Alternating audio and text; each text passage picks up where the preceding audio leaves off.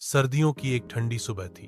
Doctor Kent का lecture hall हमेशा की तरह भरा हुआ था। स्टूडेंट्स अपनी नोटबुक और रेपर्टरी लेकर बैठे थे। केंट साहब ने धीरे से मुस्कुराकर कहा, आज हम आम्ब्रा ग्रिजिया पढ़ेंगे और इसे सिर्फ पढ़ेंगे नहीं, महसूस करेंगे।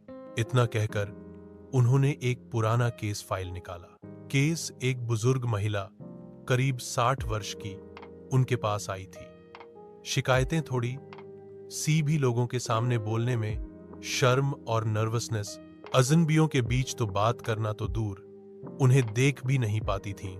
कॉन्स्टिपेशन, जिसमें मल बहुत सूखा और कठोर, और जाने में कठिनाई। रात में नींद बहुत डिस्टर्ब्ड, छोटी सी आवाज से भी चौंक जाती थी। और सबसे अजीब, बाईं तरफ कान में अचानक घंटी बजने जैसी आवाज, टिनिटस।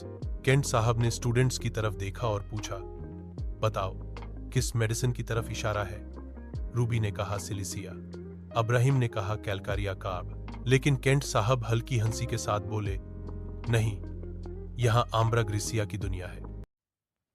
डॉक्टर केंट साहब ने ब्लैक बोर्ड पर लिखा, mind bashful, embarrassment in presence of strangers.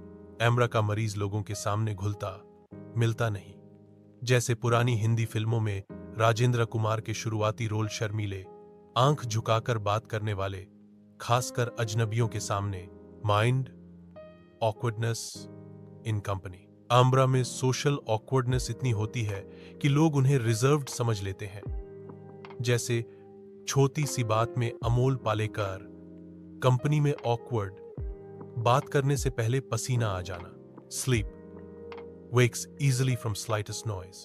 नींद में डिस्टर्बेंस, हल्की सी आवाज से उठ जाना, जैसे माधुबाला वाली ओल्ड फिल्मों में हेरोइन अचानक खिड़की के बाहर पत्तों की सरसराहट से जाग जाए।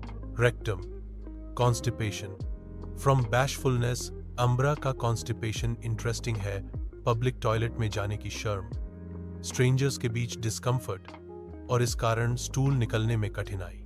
Year noises, ringing, left sided tinnitus भी आम्ब्रा का एक की है, अक्सर नर्वसनेस के साथ बढ़ता है। आम्ब्रा ग्रिसेया उस इंसान की दवा है जो लोगों में अनकंफर्टेबल, शर्मीला, सोशली ऑकवर्ड और थोड़े से में डिस्टर्ब हो जाने वाला हो। आम्ब्रा केवल फिजिकल कंप्लेंट्स नहीं, बल्कि मरीज की उस इमोशनल दुनिया को भी ट्रीट करती है, जिसे अक्सर डॉक्टर इग्नोर कर देते हैं। क्लास के अंत में केंट साहब ने मुस्कुराकर कहा, एम्ब्रा को पहचानना है तो शर्म, सोशल ऑकवर्डनेस और जल्दी डिस्टर्ब होने वाले माइंड को ऑब्जर्व करो।